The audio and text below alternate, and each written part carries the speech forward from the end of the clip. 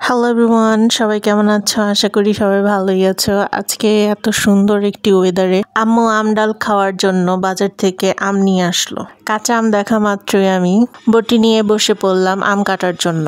প্রথমেই আমি মরিচগুলো ভালো মতো ঝুরি করে কেটে নিলাম। তারপরে আমি কাঁচা আমগুলো ভালো মতো ঝুরি করে কেটে নিলাম। আমগুলো খেতে অনেক মিষ্টি ছিল। মাখানো আমের জন্য আম ঝুরি করার পর আমি আম ডালের জন্য আম কাটা শুরু করলাম। কে কে আমার মতো এই ঝড়োয়া ওয়েদারে আম মাখা খেতে পছন্দ করো কমেন্টে এসে জানাও। দেখতেই পাচ্ছ আমার আম কাটা হয়ে গেছে।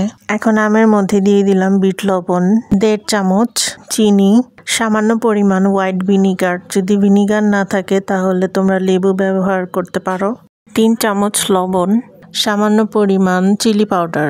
আম মাখানোর সময় আমি শুকনো মরিচ দিতে ভুলে গিয়েছি। যাই হোক, আমি সবকিছু ভালো মতো মেখে নিলাম।